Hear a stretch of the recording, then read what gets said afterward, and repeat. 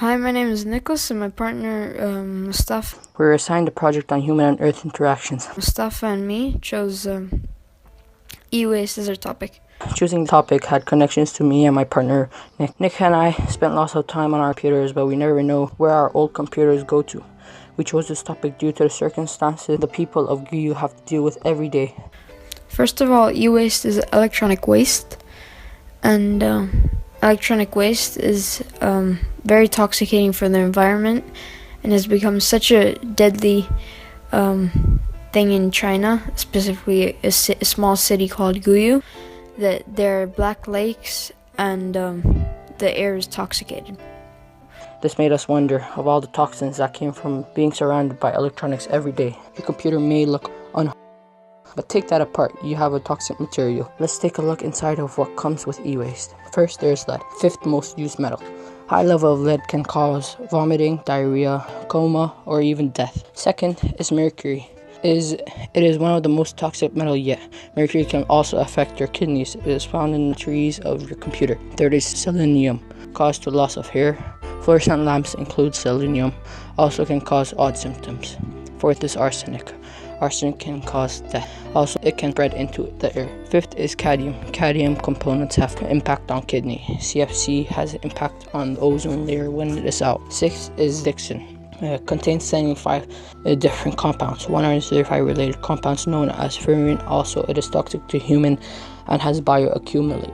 Now imagine there are people that risk their lives every day for $15 a day. These workers work non-stop 16 hours a day. Scientists test 165 GU children for the concentrations of the lead in their blood. 82% of the kids have blood levels of 100. High level lead impact nerve systems and IQ. In this photo, a worker heats a computer board on a steel surface to remove the computer's chips that are soldered into it. Much of the waste from the work, particularly the ash from the burning of the coal, is dumped into the city's canals, poisoning the wells and the groundwater. Almost 80% of the discarded electronics come from overseas, including the United States. Guru and places like it in India and Africa flourish because it's far cheaper to break down e-waste there than it is in the developing world. According to Guru's own website, the e-waste business generates $75 million a year for the town. Circuit boards, which can contain tiny amounts of gold and silver, are treated with acid baths, which release toxins into the air. Health reports from the Gu's region say that children suffer from extremely high rate of lead poisoning. A worker throws a computer casing into a pile. According to reports from nearby Shantou University, Guru has the highest level of cancer-causing dioxins in the world and an elevated rate of miscarriages. A worker hauls phone cases on a tricycle. Despite the dangers it presents, the e-waste business in Guru continues to thrive. Welcome to GU. GU has also a black river. This is because of all the toxins being dumped into the river. You would think that this doesn't affect much people, which is not true. They probably drink the water and they're dying, or they're not drinking anything. The animals that do drink it then consumed by humans as resources, which does also affect the humans. There has to be a reason why it's so popular in GU, and that's because of the rare metals that inside the phones, such as gold. GU earns $60 million a year just from the gold inside the phones. This has made a very popular job in GU. Imagine this every day, the air with R6 strands of plastic, rubber, and paint. But over the years, they've realized what GU has become. Of all the plastic and metals being burned and inhaled and exhaled, their environment and their city has become a toxicated wasteland with the highest rate of miscarriages. The workers teach kids labor that involves how to strip wire etc. This all started in 2001 when e-waste started rising in bigger countries such as US. As many other countries, US did not know how to take.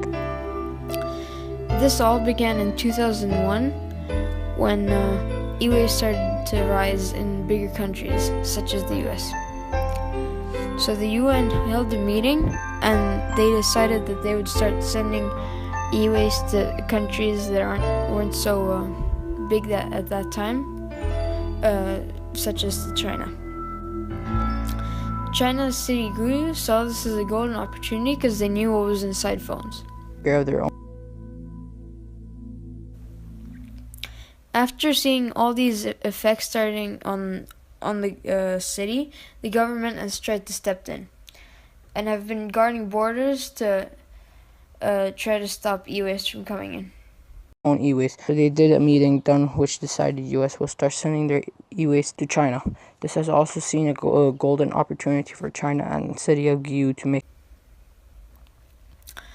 This is also a loss from the countries that send e-waste to other countries. Each year, each government that sends e-waste to another country spends $70 million extra dollars rather than recycling it in your own country. Money as found as working for e-waste soon became a popular job in Gyu after they realized after years of work what happened to Gyu. It has become intoxicated with the highest rate of miscarriages. After these effects have started affecting the people, the government has stepped in and have been trying to guard borders from the e-waste but failed. Sending e-waste to other countries can cost $70 million more every year than recycling. We know what you're thinking. What can be done about this? Well, there are many ways that we can prevent e-waste from being sent. There has been a plan in America to start paying for trash, but the main one is to start recycling and then give it to homeless people. This could also provide jobs for homeless and could save the government money. Thank you.